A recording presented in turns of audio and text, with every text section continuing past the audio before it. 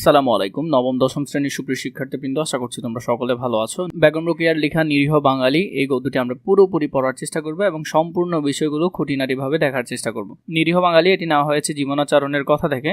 বেগম রোকেয়া জন্মসাল হলো 1880, মৃত্যুসাল 1932। রোকেয়া সাখাওয়াত হোসেন 9 ডিসেম্বর 1880 সালে রংপুর জেলায় পায়রাবন্দ গ্রামে জন্মগ্রহণ করেন। কোথায়? পায়রাবন্দ গ্রামে। তার পিতা জহিরুদ্দিন মোহাম্মদ আবু আলী হায়দার সাবের সম্ভ্রান্ত ভূস্বামী ছিলেন, মানে তার বাবা ছিলেন যে কি অনেক জমির অধিকারী বা তিনি জমিদার ছিলেন। ছোটবেলায় বড় বোন করিমুন্নেসা বেগম রোকেয়াকে বাংলা শিক্ষায় সাহায্য করেন। তার মানে ছোটবেলায় তাকে তার বোন করিমুন্নেসা কি করেন? বাংলা শিক্ষায় সাহায্য করেন। পরে তিনি বড় ভাই ইব্রাহিম সাবেরের তত্ত্বাবধানে ইংরেজি শিখেন। তাহলে ইংরেজি শিক্ষায় সাহায্য করে কে? বড় ভাই ইব্রাহিম সাবের। বিহারের অন্তর্গত ভাগলপুর সৈয়দ সাখাওয়াত হোসেনের সঙ্গে বিবাহের পর তিনি বেগম রোকেয়ার সাখাওয়াত হোসেন নামে পরিচিত হন। স্বামীর প্রেরণায় তিনি সাহিত্য চর্চা শুরু করেন। সমকালীন মুসলমান সমাজে প্রচলিত কুসংস্কারের বিরুদ্ধে তিনি লেখনী ধারণ করেন। সাখাওয়াত মেমোরিয়াল গার্লস স্কুল ও আঞ্জুমান ই খাওয়াতিন ই ইসলাম প্রতিষ্ঠা করেন। তিনি মুসলমান নারীদের শিক্ষা ও সংস্কৃতির পথে অগ্রসর হতে সাহায্য করেন। পদ্মরা, কবরতবাসিনী, মতিচুর, সুলতানাস স্বপ্ন তার উল্লেখযোগ্য গ্রন্থ। এগুলো বেশিরভাগ আসে পরীক্ষায়, ভালো করে দেখবে। 9 ডিসেম্বর 1932 সালে বেগম রোকেয়া সাখাওয়াত হোসেন মৃত্যুবরণ করেন। আমরা দুর্বল, নিরীহ বাঙালি। তাহলে প্রথমেই এখানে কি বলেছে? আমাদেরকে নিরীহ বাঙালি মানে দুর্বল। এই নিরীহ বলে এই যে আমরা বিভিন্ন কাজ থেকে পার পেয়ে যাই, এই বিষয়টা এখানে ফুটে উঠবে। এই বাঙালি শব্দের কেমন সুমধুর, তরল, কোমল ভাব প্রকাশ হয়। আহা, মানে এই যে শব্দটা আছে নিরীহ, ও নিরীহ বা ও এটা করতে পারবে না, নিরীহ মানুষ, থাক বাদ দাও, এভাবে বলে আমাদের সমাজের মানুষটা যে পার পেয়ে যায়, এই বিষয়টা এখানে বোঝাচ্ছে। এই অহমিয়া সিক্ত বাঙালি কোন বিধাতা গড়িয়াছিলেন, মানে এখানে বোঝাচ্ছে যে এই বাঙালি, এরকম নরম কোমল বাঙালিকে কোন বিধাতা গড়িয়াছিলেন।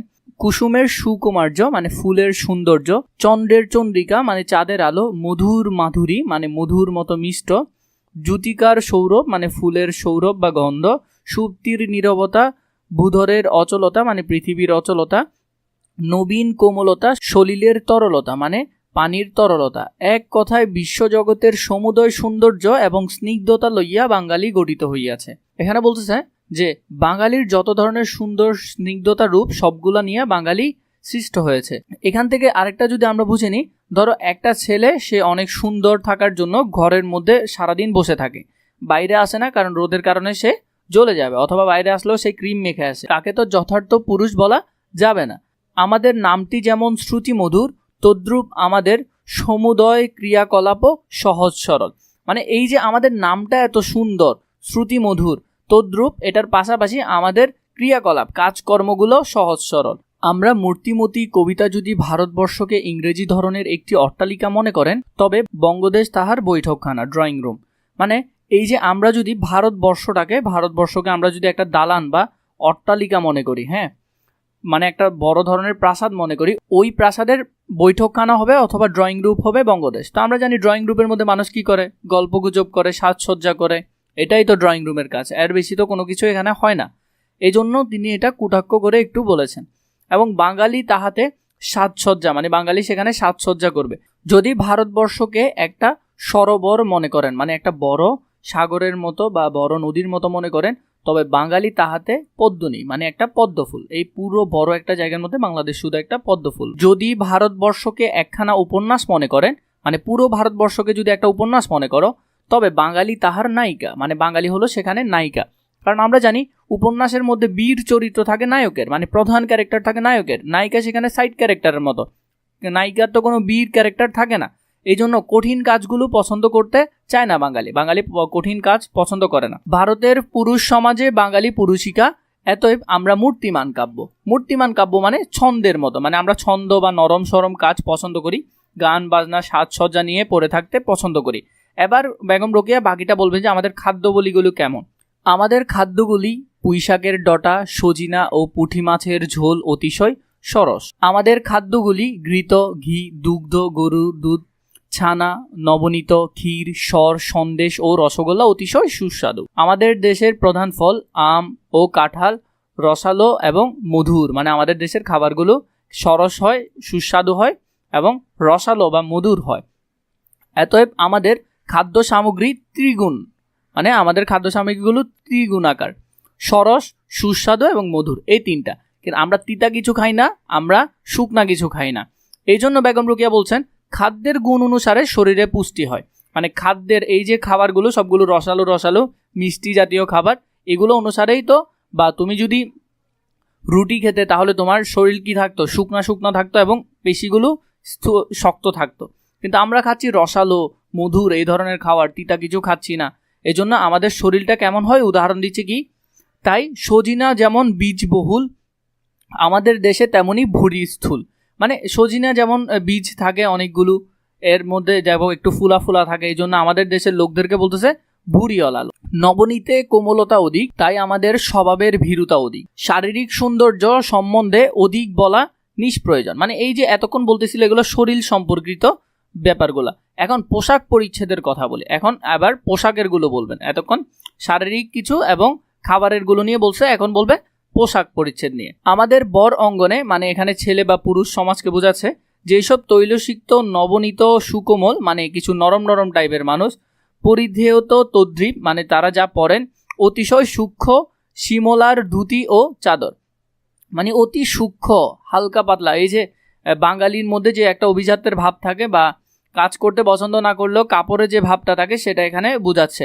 ধুতি এবং চাদর খোলামেলা কাপড়, যেটা আরাম হয়। কিন্তু তুমি পাকিস্তানি বা সৌদি আরবের মানুষদেরকে খেয়াল করো, ওরা রুটি খায় এবং ওদের কাপড়গুলো এত রোদের ভিতরে অনেক মোটা, কিন্তু এটা ওদের সয়ে গেছে, মানে ওদের এত পরিশ্রম এখন কোনো সমস্যা হয় না, কিন্তু বাঙালি এটা নিতে পারবে না। ইহাতে বায়ু সঞ্চালনের কোনো বাধাবিঘ্ন হয় না। যেমন ধুতি চাদরের মধ্যে দেখবা যে বাতাস অনবরত চলাফেরা করতে পারে। আমরা সময় সময় সভ্যতার অনুরোধে কোট শার্ট ব্যবহার করি বটে, কারণ পুরুষ মানুষের সবই সহ্য হয়। যেমন এখন পুরুষদেরকে বলতেছে যে ওরা বিদেশি অনুকরণে বা নিজেদের কাজের জন্য সব কিছুই করে, যেমন বিদেশি কোট শার্ট পরে এখন ঠিকই ওরা কাজ করতেছে, কারণ পুরুষের সবই সহ্য হয়। এখন মেয়ে নিয়ে বলবে, কিন্তু আমাদের অর্ধাঙ্গী হেমাঙ্গী, মানে মেয়েদেরকে বলছে, কৃষ্ণাঙ্গী, মানে যার চুল অনেক সুন্দর, তদানুকরণে ইংরেজ ললনাদের, মানে ইংরেজি মেয়েদের নির্লজ্জ পরিচ্ছেদ, ওদের যে কাপড়গুলো এগুলোকে কি বলছে, নির্লজ্জ বলছে, সেমিস জ্যাকেট ব্যবহার করেন না। মানে এখানে বলতেছে, দেখো এর আগে একটা বিষয় বুঝে না, বেগম রোকেয়া যে বোরকা প্রথার বিরুদ্ধে, বিষয়টা এমন না। তিনি যখন ইংরেজি ললনাদের, মানে ইংরেজি মেয়েদের পোশাক নিয়ে কথা বলছেন, তখন বলছেন নির্লজ্জ পরিচ্ছেদ, অসামাজিক পরিচ্ছেদের কথা এখানে বলতেছে। তো এই যে আমাদের মেয়েরা কিন্তু তাদের নিজেদেরকে পরিবর্তন করেনি, বা তাদের যে কোনো বিষয়ের সাথে খাপ খাওয়াই নেয়নি, ওরা এখনো কোমলই আছে। তাহারা অতিশয় সুকুমারী ললিতা লজ্জাবতী লতিকা, মানে এখানে লজ্জাবতী গাছ, যেমন এখানে তাহারা বলতে মেয়েদেরকে বোঝাচ্ছে, লজ্জাবতী গাছের মতো লজ্জা পায়, তাই অতি মসৃণ ও সূক্ষ্ম, তাই তারা অতি মসৃণ এবং সূক্ষ্ম হাওয়ার শাড়ি পরে। বাঙালির সকল বস্তুই সুন্দর, স্বচ্ছ ও সহজলভ্য, মানে বাঙালির যে বিষয়গুলো আছে এগুলো সুন্দর, স্বচ্ছ ও সহজলভ্য। বাঙালি গুণের কথা লিখিত হইলে অনন্তমসী কাগজ ও অক্লান্ত লেখকের আবশ্যক। মানে বাঙালির যদি গুণের কথা লেখা শুরু করে, তাহলে অঢেল কাগজ লাগবে, অক্লান্ত একজন লেখক লাগবে, যার কোনো ক্লান্তি থাকবে না। তবে সংক্ষেপে 2-4টি গুণের বর্ণনা করি। তিনি খুবই ছোট করে কয়েকটার গুণের বর্ণনা করলেন। বাণিজ্য আমাদের প্রধান ব্যবসা, তখনকার সময় বাণিজ্য আমাদের প্রধান ব্যবসা ছিল, কিন্তু তাই বলিয়া আমরা আরব্য উপন্যাসের সিন্দাবাদের ন্যায় বাণিজ্য পথ অনিশ্চিত ফলাভারের আশায় অনন্ত অপার সাগরে ভাসাইয়া দিয়া নৈশ্বর্যের ঝঞ্ঝাবতে ওতপ্রোত হই না। মানে এখানে বলছে আমাদের প্রধান ব্যবসা বাণিজ্য হলেও কিন্তু আমরা কখনো এই আরবের উপন্যাসের সিন্দাবাদ যে ব্যাপারটা ছিল, ওরা সাগরে চলে যেতেন, বিভিন্ন দেশে চলে যেতেন মাসকে মাস বছরকে বছরের জন্য, কিন্তু ওই ফলের কোনো নিশ্চয়তা ছিল না, জাহাজ ডুবে যেতে পারে অথবা জলদস্যুদের হাতে পড়তে পারে। এইরকম ফলাফলের যেখানে অনিশ্চয়তা, সেই ধরনের ব্যবসা বা বাঙালি মানুষ করতে চায় না। বাঙালি চায় যে যেখানে সহজে করা যাবে, যেখান থেকে সহজে উপার্জন করা যাবে, এই বিষয়টা। আমরা ইহাকে বাণিজ্য সহজ ও স্বল্পসাধ্য করিয়া লইয়াছি, অর্থাৎ বাণিজ্য ব্যবসায় যে কঠিন পরিশ্রম আবশ্যক তাহা বর্জন করিয়াছি। এখান থেকে বলতেছে এই যে বাণিজ্য করতে যে আসলে অনেক কঠিন পরিশ্রম করার প্রয়োজন ছিল, তাহা আমরা এখন বর্জন করে দোকান একটা দিব, সেখানে আমরা কোনো রকম করে ব্যবসা করবো, আমরা মনে করি এটাই ব্যবসা। আসলে ব্যবসা কিন্তু বড় পরিসরে করা এবং সেটার জন্য কঠিন পরিশ্রমের প্রয়োজন হয়। এই জন্যই আমাদের দোকানে প্রয়োজনীয় জিনিস নাই, মানে আমাদের প্রয়োজনীয় জিনিসের জন্য তো পরিশ্রম করতে হবে, বা খাঁটি জিনিসের জন্য তো পরিশ্রম করতে হবে। শুধু বিলাসজাত দ্রব্য, নানাবিধ কৈশ্য তেল ও নানা প্রকার রোগবর্ধন ঔষধ এবং নকল হীরার আংটি, বোতাম ইত্যাদি বিক্রয়ার্থ মজুদ আছে। মানে আমরা নকল বিষয়গুলোকে নিয়ে এখন থাকছি আমরা, কারণ আসল জিনিস পেতে হলে তো তোমাকে পরিশ্রম করতে হবে। এখানের মধ্যে ইমিটেশন, নকল হীরার আংটি, এই বিষয়গুলোকে এখন আমরা এই বিষয়গুলো নিয়ে বাণিজ্য করছি। মানে আমরা কঠিন পরিশ্রম করতে রাজি নই। ইদ্রিস ব্যবসায় কায়িক পরিশ্রম নাই, যেমন নকল তৈরি করতে কায়িক পরিশ্রমের প্রয়োজন হয় না। নকল জাস্ট এমনি আনছো, তুমি ব্যবসা করতেছো এই। আমরা খাঁটি সোনা, রূপা বা হীরা জহরত রাখি না, কারণ টাকার অভাব। বিশেষত আজিকালি কোন জিনিসটার নকল না হয়।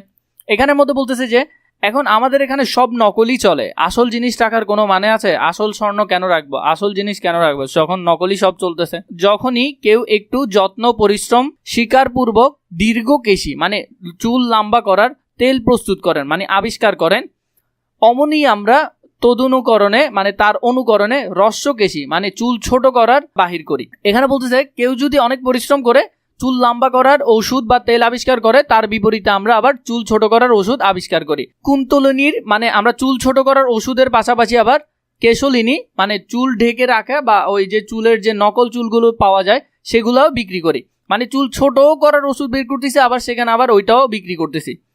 বাজারে মস্তিষ্ক স্নিগ্ধকারী ওষুধ আছে, মানে বাজারে এ ধরনের ওষুধও পাওয়া যায়। মস্তিষ্ক উষ্ণকারী দ্রব্যও আছে। এক কথায় বলি, যত প্রকার নকল ও নিষ্প্রয়োজনীয় জিনিস হইতে পারে সবই আছে আমাদের। আমরা ধান্য মানে ধান, তুল্যের মানে তুলা ব্যবসা করি না, কারণ ধানের ব্যবসা এবং তুলার ব্যবসা অঢেল পরিশ্রম। ধান করতে প্রচুর পরিমাণ পরিশ্রম করতে হয়, কারণ তাহাতে পরিশ্রম আবশ্যক। কারণ ধান এবং তুলার ব্যবসা করতে হলে অনেক পরিশ্রম করতে হবে, কিন্তু বাঙালি পরিশ্রম করতে রাজি নয়। আমাদের অন্যতম ব্যবসা পাস বিক্রয়। পাস বিক্রয় বলতে কি সার্টিফিকেট বিক্রয়। এই যে আমরা এক একজন inter pass, SSC pass, MA pass, masters pass করছি, পিএইচডি হোল্ডার হচ্ছে, আদতে এটা সার্টিফিকেট বিক্রয়। ও যদি কোনো দেশীয় কাজ না শিখে, একজন কৃষক যেমন যদি চাষ করা বন্ধ করে দেয়, ও গিয়ে চাষ করতে পারবে না, কারণ ও ওই বিষয়ে কোনো কিছুই জানে না। আদতে ওদের সার্টিফিকেটগুলো দিয়ে বাস্তবে তেমন কোনো কাজে আসছে না। এই পাস বিক্রেতার নাম, যে এই পাস বিক্রয় করে সে হলো বর, মানে সার্টিফিকেট যার আছে, এবং ক্রেতাকে বলা হয় শ্বশুর। তখনকার সময় এই সার্টিফিকেটগুলোর একটা দাপট ছিল যে তখনকার মেয়েদের জন্য যখন বর খুঁজতো, তখন যদি বলতো যে ছেলে এমএ পাস, তখন শ্বশুর মনে করতো কি না কি। এখানে বলা হয়েছে এই পাস বিক্রেতার নাম বর আর ক্রেতার নাম হলো শ্বশুর। একটি পাসের মূল্য কত জানো? মানে তখনকার সময় এই পাসগুলো কিনা হতো কি দিয়ে? অর্ধেক রাজত্ব, মানে তার শ্বশুরের অর্ধেকের বেশি জায়গা জমি দিতে হতো, এবং এক রাজকুমারী মানে তার মেয়েকেও দিতে হতো। এমএ পাস অমূল্য রত্ন। তখনকার সময় এমএ পাস ছিল সর্বোচ্চ ডিগ্রি, বা তখনকার সময় এটাই প্রাধান্য ছিল। কিন্তু বর্তমানে পিএইচডি হোল্ডার এবং বিভিন্ন ধরনের ডক্টরেট ডিগ্রি এগুলাই প্রধান, এবং এগুলো শুনলে তো বাবারা মনে করে কি না কি, মানে অনেক বড় মাপের মানুষ। কিন্তু বাস্তবতে ও যদি কোনো কাজ না শিখে, কৃষিকাজ বলো, সাইকেল চালানো বলো, যে কোনো কাজ সে যদি না শিখে তাহলে পারা অসম্ভব। এবং ধরো কোনো কারণে আমাদের কৃষকরা চাষবাস বন্ধ করে দিছে, এরকম পিএইচডি হোল্ডার তুমি 5,000 দিলেও চাষবাস করা সম্ভব হবে না। ইহা যে সে ক্রেতার ক্রিয়া নহে, নিতান্ত সস্তা দরে বিক্রয় হইলে মূল্য এক নারী এবং সমুদয় রাজত্ব। মানে এই যে অল্প একটা ডিগ্রির বিপরীতে তার বাবার অঢেল রাজত্ব দিয়ে দিল এবং সাথে তার মেয়েকেও দিয়ে দিল। আমরা অলস, তরলমতি, শ্রমকাতর, মানে কাজ করতে পছন্দ করি না, কোমলাঙ্গ, বাঙালি কিনা তাই ভাবিয়া দেখিয়াছি, সশরীরে পরিশ্রম করিয়া মুদ্রা লাভ করা অপেক্ষা, মানে কঠোর পরিশ্রম করে টাকা উপার্জন থেকে ওল্ড ফুল মানে শ্বশুরকে লুটে খাওয়া বা শ্বশুরের সর্বোচ্চ যথাসম্ভব লুণ্ঠন করা অনেক সহজ। মানে শ্বশুরের সবকিছু জায়গা জমি এবং শ্বশুরের মেয়ে এগুলা লুটে ফেলা অনেক বেশি সহজ, কারণ পরিশ্রম থেকে অনেক বেশি পরিশ্রম করে মুদ্রা উপার্জন থেকে এটা করা আরো অনেক আমাদের জন্য সহজ। এরপরে দেখো এখন বলছে, এখন কৃষিকার্যের কথা বলি, মানে এখন কৃষকদেরকে নিয়ে বলবে। কৃষি দ্বারা অন্ন বৃদ্ধি হইতে পারে, মানে কি খাবার বৃদ্ধি বা খাবার উৎপাদন করা সম্ভব কৃষককে দিয়ে, কিন্তু আমরা ভাবিয়া দেখিয়াছি কৃষি বিভাগের কার্য মানে এগ্রিকালচার করা অপেক্ষায় মস্তিষ্ক উর্বর মানে মুখস্থবিদ্যা অনেক সহজ।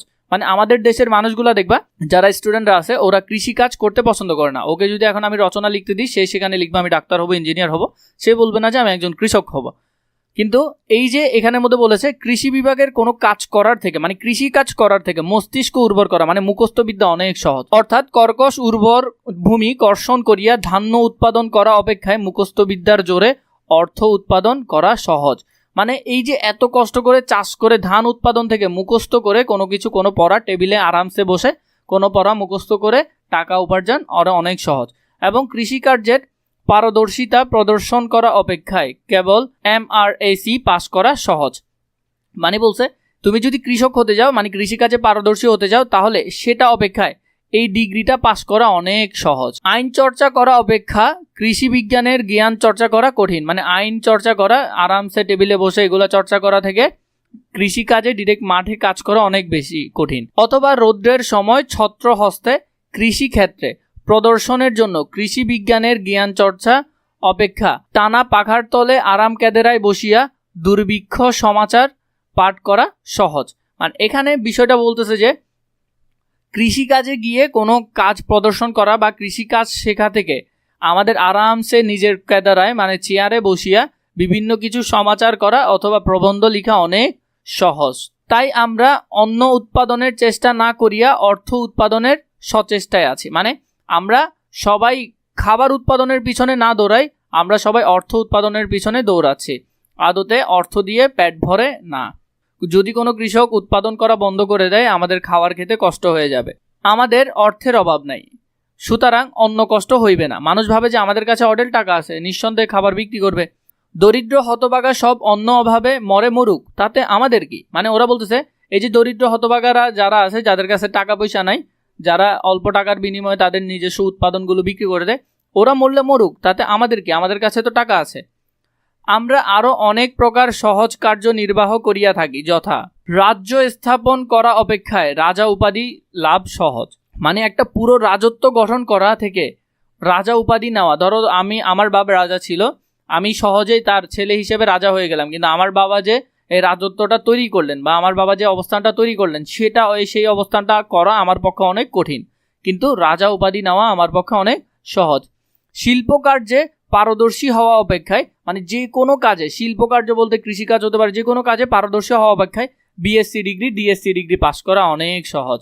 অল্প বিস্তর অর্থ ব্যয়ে দেশে কোনো মহৎ কার্য দ্বারা খ্যাতি লাভ করা অপেক্ষা খা বাহাদুর বা রায় বাহাদুর উপাধি লাভের জন্য অর্থ ব্যয় করা সহজ। মানে এখানের মধ্যে দেশে তুমি কোনো কাজ করে মানুষের কাছ থেকে উপাধি লাভ করা থেকে বিভিন্ন টাকা দিয়ে বা বিভিন্ন নামে তুমি যে ডিগ্রিগুলো নিচ্ছ সেগুলো নেওয়া অনেক সহজ। প্রতিবেশী দরিদ্রের শোক দুঃখে ব্যতীত হওয়া অপেক্ষায় বিদেশি বড় লোকদের মৃত্যু দুঃখে শোক সবার সভ্য হওয়া সহজ। আশেপাশে যে মানুষগুলো আছে গরিব দুঃখী, ওদের কষ্ট পাওয়া থেকে বড় লোকের মৃত্যু সবাই গিয়ে সেখানে বসে থাকা বা ওদের এই যে বিষয়গুলো দেখা, এটা অনেক সভ্য বা এটা অনেক বড় কিছু মনে করে। দেশের দুর্ভিক্ষ নিবারণের জন্য পরিশ্রম করা অপেক্ষায়, মানে দেশের খারাপ অবস্থা নিবারণের এটা করা অপেক্ষায় আমেরিকার নিকট ভিক্ষা গ্রহণ করা অনেক সহজ। মানে বিদেশি মানুষদের কাছ থেকে ভিক্ষা নেওয়া বা সাহায্য নেওয়া অনেক সহজ, কিন্তু নিজে পরিশ্রম করতে রাজি নাই। স্বাস্থ্য রক্ষায় যত্নবান হওয়া অপেক্ষা স্বাস্থ্য নষ্ট করিয়া ওষুধ ও ডাক্তারের হস্তে জীবন সমর্পণ করা সহজ। মানে এই যে আমরা একটা জিনিস বুঝি, আমরা সকলেই জানি যে স্বাস্থ্য সুখের মূল, কিন্তু আমরা কয়জনে পালন করতেছি, কয়জনে আমরা স্বাস্থ্যের যত্ন নিই? কিন্তু এই স্বাস্থ্য আমরা নিজে ইচ্ছাকৃত নষ্ট করে এরপর ওষুধও খাই, ডাক্তারের কাছেও যাই এবং ডাক্তারকে বলে আমাদেরকে সুস্থ করে দেন। স্বাস্থ্যের উন্নতি দ্বারা মুখশ্রীয় প্রফুল্লতা ও সৌন্দর্য বর্ধন করা অপেক্ষায় কান্ডারি মিল্ক অফ রোজ ও বিনোলিয়া পাউডার। মানে এখানের মধ্যে বলতেছে আমরা নিজের যত্ন বা নিজে বিভিন্ন কাজের মাধ্যমে নিজের শরীরের সৌন্দর্য গঠন না করে আমরা বিভিন্ন ধরনের মেকআপ টেকআপ এইসব বিষয়গুলো দিয়ে আমরা নিজেদেরকে মাখিয়া সুন্দর করার চেষ্টা, এটা সহজ মনে করি। যে মানে মেয়েরা কি করে বা ছেলেরাও অনেকে, যে তারা নিজের যত্ন না নিয়ে তারা কি করে বিভিন্ন পাউডার বা এগুলা মেখে সুন্দর হওয়াটা বেশি পছন্দ করে বা এটাকে সহজ মনে করে। আবার কাহারও নিকট প্রহার লাভ করিয়া তৎক্ষণাৎ বাহুবলে প্রতিশোধ লওয়া অপেক্ষায় মানহানির মোকদ্দমা করা সহজ। মানে তোমাকে কেউ কোনো কিছু করেছে, তখন সাথে সাথে তুমি অ্যাকশন না নিয়ে তুমি ভাবতেছো যে আমি আইনে গিয়ে এটাকে কি করব, মানে একটা মামলা করব। মামলা করার বিষয়টা অনেক সহজ, কিন্তু সাথে সাথে তুমি চাইলে প্রতিশোধ নিতে পারতে। তারপর আমরা মূর্তিমান অলস্য, আমাদের গৃহিণীগণ এই বিষয় অগ্রণী। মানে বলতেছে এই যে অলসের বিষয়টা, এটার মধ্যে আমাদের মেয়েরা সবচেয়ে এগিয়ে। কেহ কেউ শ্রীমতীগণদেরকে স্বহস্তে রন্ধন করিতে অনুরোধ করিয়া থাকেন, কিন্তু বলি আমরা যদি রৌদ্রতাপ সহ্য করিতে না পারি, তবে আমাদের অর্ধাঙ্গীগণ কি রূপে অগ্নির উত্তাপ সহিবেন। এখানে বলতেছে যদি ছেলেরা বাইরে গিয়ে রৌদ্রের মধ্যে কাজ করতে না পারে, তাহলে মেয়েরা কিভাবে আগুনের মধ্যে চুলার কাজ করবে। আমরা কোমলাঙ্গ, তাহারা কোমলাঙ্গী, আমরা পাঠক, তাহারা পাঠিকা, আমরা লেখক তাহারা লেখিকা, অতএব আমরা পাচক না হইলে তাহারা পাচিকা হইবেন কেন? সুতরাং এখানের মধ্যে যুক্তিতর্ক দিচ্ছে যে আমরা ছেলেরা যদি কোনো একটা কাজ করতে না পারে বা গরম সহ্য করতে না পারে, মেয়েরা কিভাবে পারবে? এজন্য দুইজনের জায়গা থেকে কাজগুলো করতে হবে। সুতরাং যে লক্ষ্মী ছাড়া বিদ্যাঙ্গনা দিককে রন্ধন করিতে বলে তাহারা ত্রিবিধ দণ্ড হওয়া উচিত। মানে যে মেয়েদেরকে রান্না করতে বলে কিন্তু নিজে কাজ করতে চায় না, তাদেরকে এভাবে 3টা দণ্ড দেওয়া উচিত। একটা হলো তুষানলয়ে দগ্ধ করো, অতঃপর মানে তুষ দিয়ে আগুন দিয়ে জ্বালাই দাও, জবাই করো অথবা ফাঁসি দাও। এই 3টা মনে রাখবে। আমরা সকলেই কবি, আমাদের কাব্যে বীর রস অপেক্ষায় করুণ রস বেশি। মানে আমাদের বীরত্বের ভাবটা আমাদের কাব্যেও নাই, আমাদের বীরত্বের যে বিষয়গুলো এগুলো আমাদের কাব্যেও নাই। করুণ রস মানে দয়া মায়ার বিষয়টা আমাদের বেশি, নরম ভাবে বেঁচে থাকার বিষয়টা বেশি। আমাদের এখানে লেখক অপেক্ষায় লেখিকার সংখ্যা বেশি, আর লেখিকারা একটু সুন্দর হয় এবং ওদের বিষয়ে লিখতে একটু বেশি পছন্দ করে। তাই কবিতার স্রোতে বিনা কারণে অশ্রু প্রবাহ বেশি বাহিয়া থাকে। আমরা পদ্য লিখিতে বসিলে কোন বিষয়টা বাদ দিই? আমাদের যে পদ্যগুলো আছে এগুলো লেখার সময় কোন বিষয়টা, বাংলাদেশি কোন বিষয়টা বাদ দেয়? কোনো কিছুই বাদ দেয় না। মানে অহেতুক জিনিস সবই থাকবে এখানে। ভগ্নপূর্ণ, জীর্ণ কাঁথা, পুরাতন চটি জুতা কিছুই পরিত্যাজ্য নহে, মানে সব কিছুই এখানে লাগে। আমরা আবার কত নতুন শব্দের সৃষ্টি করিয়াছি। অতি শুভ্রানী লম্বার অর্থাৎ বিনয়ের অবতার, সাতশূদ্র জলনয়ন ইত্যাদি শ্রীমতীদের করুণ বিলাপ প্রলাপ পূর্বক পদ্মের অশ্রু জলের বন্যায় বঙ্গদেশ ধীরে ধীরে ডুবিয়া যাইতেছে।